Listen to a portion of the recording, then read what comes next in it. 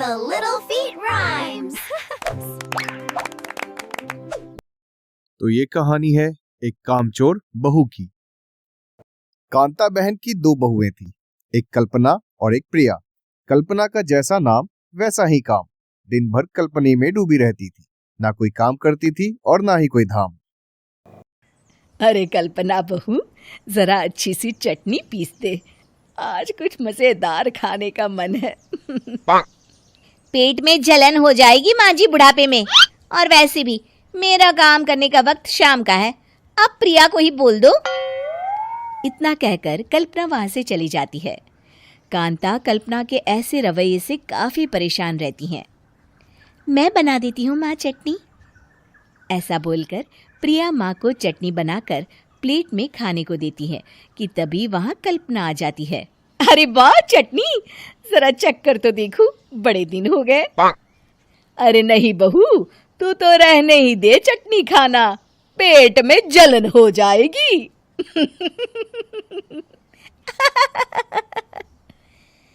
इतना कहकर कांता और प्रिया दोनों हंसने लगते हैं।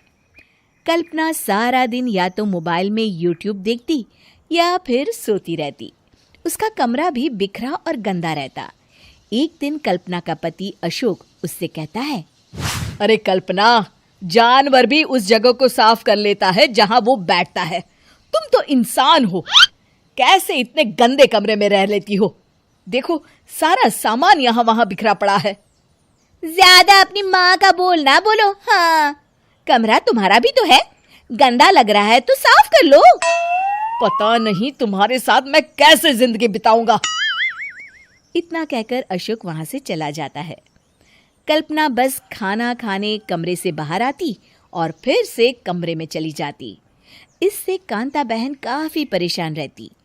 एक दिन प्रिया कांता से कहती है, माँ, मैं सारा दिन काम करके थक जाती हूँ, आप कल्पना दीदी से कहिए ना कि सुबह और शाम का काम बांट ले, मैं तो अब सिर्फ एक वक्त का ही काम करूँगी। हाँ। अरे तू वो भी ना करना, एक बहू तो कामचोर थी ही, दूसरी भी आ गई काम ना करने के बहाने लेकर। तभी वहां प्रिया का पति रमेश आ जाता है। माँ, मैं देख रहा हूँ भाभी कोई काम नहीं करती, प्रिया सारा दिन घर और रसोई का काम करती है, अब कुछ करो ना माँ। कांता मन में कुछ सोचती है और कल्पना के पास जाती है। कल्पना फोन पर मेकअप करना देख रही होती है। कल्पना, तुम सारा दिन बस मोबाइल देखती हो, घर का कोई काम भी कर लिया करो। प्रिया सारा दिन काम करके थक जाती है, आज से मैंने फैसला किया है, एक वक्त का काम तुम करोगी, सुबह का खाना तुम बनाओगी और रात का प्रिया। आप लोगों ने काम को हव्वा बना रखा है। अरे पता नहीं थोड़ा सा ज्यादा काम करने में आप लोग घबरा क्यों जाते हैं। और हाँ, बहुत ज्यादा प्रिया की तारीफ मत करिए मेरे सामने, बड़ी बहू तो मैं ही रहूंगी। मैं कुछ नहीं जानती, कल सुबह मुझे वक्त से खाना चाहिए, रसोई में आ जाना, वरना कल से तुझे खाना नहीं मिलेगा। अगली सुबह कल्पना रसोई में नहीं आती है। वो देर से सोकर उठती है और बाहर आकर कहती है, अरे भूख लगी है, आज खाने में क्या है? इतनी देर हो गई, आज किसी ने मुझे उठाया भी नहीं, पता नहीं कहाँ है सब। कल्पना को घर में कोई नहीं दिखता। वो रसोई की तरफ जाती है जहाँ बड़ा सा ताला लगा होता है। अरे रसोई में ताला! ओ, मैं तो भूल ही गई थी। माँ ने आज से सुबह का खाना मुझे बनाने को कहा था। हे भगवान, इतने लोगों का खाना बनाना क्या आसान है? तभी घर के सारे सदस्य बाहर से वापस आते हैं। वाह माँ जी, मजा आ गया छोले भटूरे खाकर। मेरे मुंह में तो अभी भी स्वाद आ रहा है। अरे कल्पना, तेरे भरोसे रहते तो हम तो भूखे ही रह जाते। कल्पना को बहुत गुस्सा आ जाता है।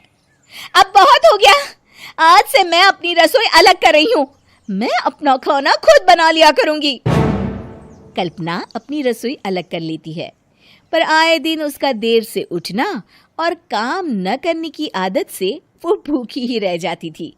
उसी के सामने घर के लोग अच्छे अच्छे पकवान खाते और कामचोर कल्पना को जैसे तैसे ही खाना बनाकर खाना पड़ता। पर एक दिन तो हद ही हो गई। माँ, दीदी आज सुबह से कमरे से बाहर नहीं निकली, हमें जाकर देखना चाहिए। सो रही होगी कामचोर कहीं की। पर तुम कहती हो तो चलो देख लेते हैं उसे। कल्पना कमरे में पेट पकड़कर बैठी होती है। हाय मेरा दर्द, पेट दर्द के मारे मर रही हूं मैं।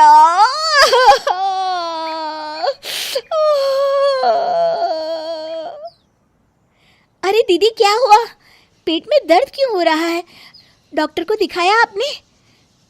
माँ, कल्पना खड़ी होती है और माँ जी के पास आती है। मुझे माफ कर दीजिए, अब से मैं सारे काम में मदद करूंगी, कभी आलस और काम चोरी नहीं करूंगी। हाँ, वो तो ठीक है, लेकिन अचानक क्या हो गया जो तू काम करने को तैयार हो गई? कामचोर कल्पना। माँ, लगातार बासी और उल्टा पुल्टा खाना खाने के कारण मेरे पेट में इन्फेक्शन हो गया है। काम न करना पड़े इसलिए मैं 2 दिन का खाना एक दिन ही बना लेती थी।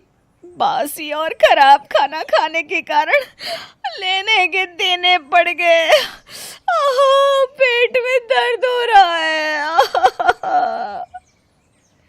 चलो अच्छा हुआ, देर आए दुरुस्त आए।